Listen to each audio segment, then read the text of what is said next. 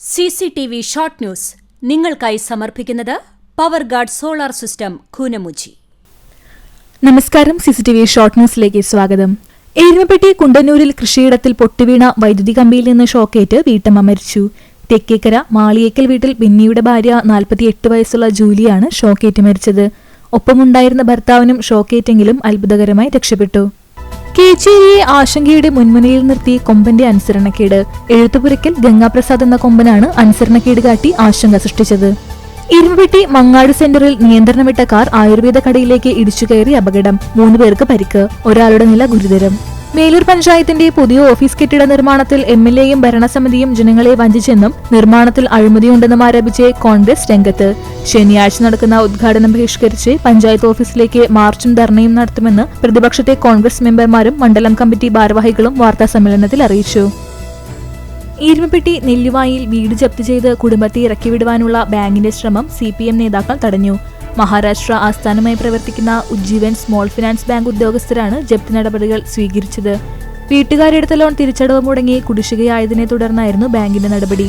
Voter പട്ടിക പുതുക്കലുമായി ബന്ധപ്പെട്ട് August 9, 10 തീയതികളിൽ സംസ്ഥാനത്തെ തദ്ദേശ സ്ഥാപനങ്ങൾക്ക് അവധിയുണ്ടായിരിക്കില്ലെന്ന് തെരഞ്ഞെടുപ്പ് കമ്മീഷൻ. തൃശൂർ ജില്ലാ അത്ലറ്റിക് അസോസിയേഷന്റെ ആഭിമുഖ്യത്തിൽ കുന്നംകുളത്തെ സിന്തറ്റിക് ട്രാക്കിൽ നടക്കുന്ന 69ാമത് തൃശൂർ ജില്ലാ അത്ലറ്റിക്സ് ചാമ്പ്യൻഷിപ്പിൽ പോയിന്റ് നിലയിൽ സ്പോർട്സ് ഗ്രിഡ് അക്കാദമി മുന്നിൽ. പാറമേക്കാവ് വിദ്യാമന്ദിർ 2ാമതും തൃശൂർ ആൻഡോസ് അക്കാദമി 3ാം സ്ഥാനത്തുമുണ്ട്. ഒരുമനയൂർ അംബേദ്കർ ഗ്രാമത്തിൽ വീട് ഭാഗികമായി കത്തിനശിച്ചു. കുറുപ്പൻ ജാനുവിന്റെ വീട്ടിലാണ് കഴിഞ്ഞ ദിവസം ഉച്ചയോടെ തീപിടുത്തമുണ്ടായത്. CCTV അറിയിപ്പ്. സ്വാതന്ത്ര്യദിനത്തിനോടനുബന്ധിച്ച് CCTV ദേശഭക്തി സംഘഗാനാലാപനം സംഘടിപ്പിക്കുന്നു. +2 കോളേജ് തലങ്ങളിലെ ടീമുകൾക്ക് പങ്കെടുക്കാം. കൂടുതൽ വിവരങ്ങൾക്ക് വിളിക്കുക 89 43 35 14 00, 89 43 35 14 10.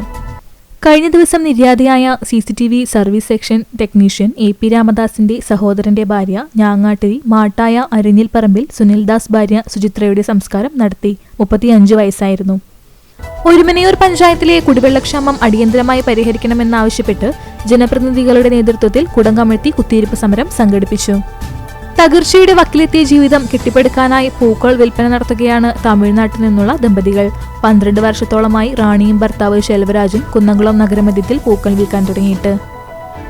കണ്ടാണശ്ശേരി ഗ്രാമപഞ്ചായത്ത് കുടുംബാരോഗ്യ കേന്ദ്രം നടത്തിയ പരിശോധനയിൽ ബയോമെഡിക്കൽ മാലിന്യം ചാക്കിൽ കെട്ടി റോഡരികിൽ വലിച്ചെറിഞ്ഞതായി കണ്ടെത്തി. മാലിന്യം വലിച്ചെറിഞ്ഞവർക്കെതിരെ ശക്തമായ നിയമ നടപടികൾ സ്വീകരിക്കുമെന്ന് ആരോഗ്യ വിഭാഗം അധികൃതർ അറിയിച്ചു. ഗുരുവായൂർ ക്ഷേത്രത്തിൽ നടപ്പുര സമർപ്പിച്ചു. ക്ഷേത്രത്തിന് മുൻപിൽ മേൽപ്പത്തൂർ ഓഡിറ്റോറിയത്തിന് തെക്കുഭാഗത്തായി നിർമ്മിച്ച നടപ്പുരയുടെ സമർപ്പണം Devaswom chairman doctor VK Vijayan നിർവഹിച്ചു.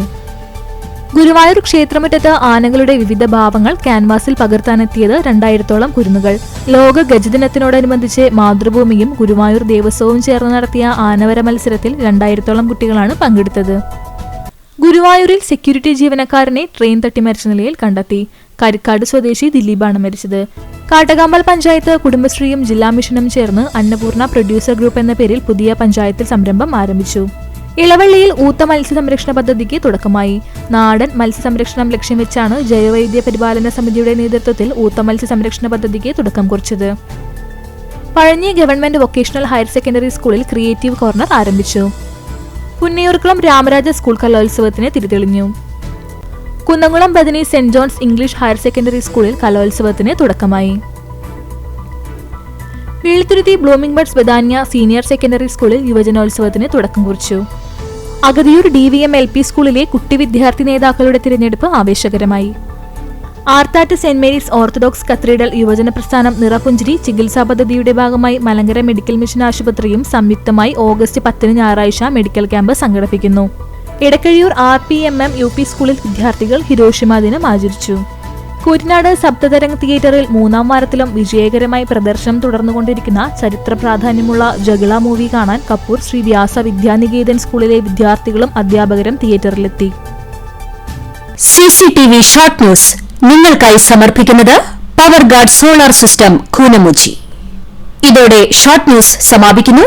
കൂടുതൽ വാർത്തകൾക്കും വിശേഷങ്ങൾക്കും ഞങ്ങളുടെ web page, Facebook page, YouTube എന്നിവ സന്ദർശിക്കുക. തത്സമയ വാർത്തകൾക്കായി www.cctvonline.tv സന്ദർശിക്കുക. നമസ്കാരം.